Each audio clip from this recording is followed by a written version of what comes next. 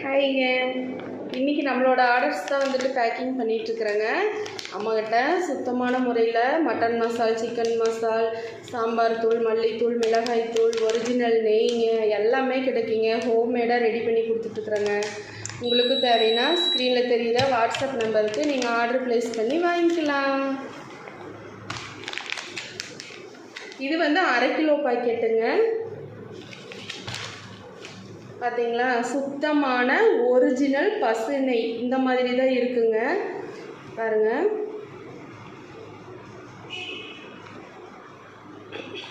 இந்த மாதிரி லிக்யூடாகவும் குருணையாகவும் இருக்கணுங்க. அப்போ தான் வந்துட்டு சுத்தமான பசு நெய்ங்க.